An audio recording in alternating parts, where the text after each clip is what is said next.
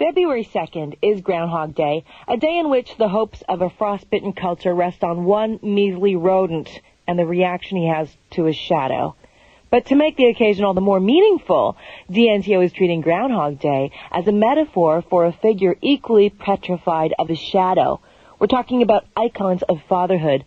Over time, they've devolved from the untouchable Ward Cleavers to the pathetic Al Bundys and Frank Costanzas, which has us stewing for an icon who marches past his shadow and restores our faith in fatherhood.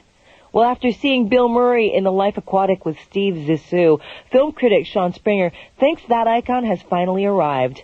He nominates the star of Groundhog Day, the motion picture, as the dad we'd all love to have. Chicks dig me because I rarely wear underwear, and when I do, it's usually something unusual. Actually, just about everyone digs Bill Murray. Though it's not for his underwear, but rather for a package of endearing quirks. A soft grin, a sloppy swagger, wry smile, irreverent diction, and those tired, sunken eyes. I'm a god. You're God. I'm a god. I'm not the god. I don't think. He's not a god, but a 54-year-old American movie star whose allure has sparkled throughout a 30-year career and can be summed up in a 3-letter word.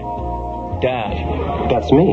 In 1979, he starred in the Canadian-made film Meatballs, in which he plays a nutty camp counselor. Attention, here's an update on tonight's dinner. It was veal. I repeat, veal. The winner of tonight's Mystery Meat Contest is Jeffrey Corbin, who guessed some kind of beef. But when he isn't on a panty raid, Murray is found comforting a homesick camper. Look, if you have trouble, come to me, tell me, and I'll help you. In touch with his inner child, Murray understands children better than he does adults.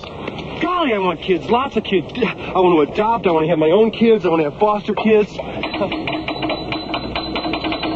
I hate this. I like to torture them. That's right, boys. It's Dr. Venkman. He's an inspirational leader, too. In Ghostbusters, Murray's swagger buoys troop morale.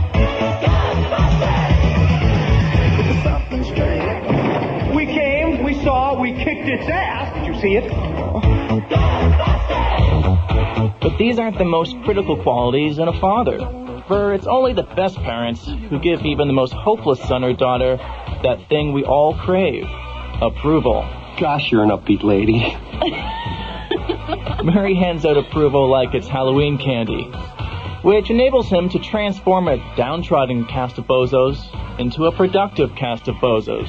As Steve Zissou, he coaxes Owen Wilson into climbing aboard his team of misfits. Well, it's not my field. I don't have the background for it. No one here does. Klaus used to be a bus driver. Wolodarski was a high school substitute teacher. We're a pack of strays. Don't you get it? And yet, in spite of his fatherly credentials, Murray is rarely cast as a father. Before he hit 50, Murray's energy knew no bounds and could engulf any child, like it does in this moment from Ghostbusters 2. Get out of here. Oh, look at him. Look at him. Oh, look at his gut. Oh, he's a coconut, this guy. Until his supporting role in the 1999 film Rushmore, Murray had the appeal of an eccentric uncle. Fun for a few hours, but too wired to sit through his niece's dance recital. But in Rushmore, cast as the father of 2 teenage meatheads, age catches up with Murray. His deflated giddiness is a welcome change. Never in my wildest imagination did I ever dream I would have sons like these. Murray's screen persona was thus ready for fatherhood. Rushmore's director, Wes Anderson, knew this. With The Life Aquatic, Anderson presents a film entirely about our longing for a father like Bill Murray. You're supposed to be my son, right? I don't know. But I did want to meet you, just in case.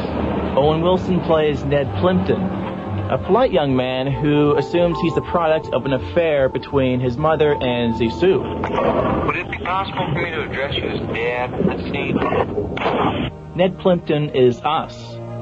We go to the movies for the same reason Plimpton seeks out Zissou, to spend time with figures of comfort. the biological linkage is irrelevant, especially when the surrogate father is a man who's inspirational, unprejudiced, mischievous, childlike, and understanding. Me. The Life Aquatic redirects Bill Murray's career into the frontier of fatherhood. In 2005, the father figures of popular culture include pathetic papas like the hapless Hal of Malcolm in the Middle, and dramatic dads like the psychotic Tony Soprano. Wes Anderson finds his audience hungry for the perfect icon, an audience willing to wade out into uncharted waters to find a father like Bill Murray. And so, on what will probably be an otherwise cold and forgettable Groundhog Day, warm yourself up with a Bill Murray flick and celebrate. For no longer will the icon of fatherhood hibernate in his cove.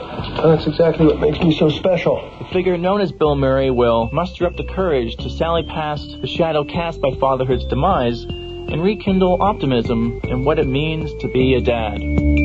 For D&TO, I'm Sean Springer. Thanks, Sean, for vicariously living through the movie screen. I'm sure Bill Murray would just love to play the role of your surrogate daddy. It is a riddle wrapped in a mystery inside an enigma. Now that's some kind of present. D&TO.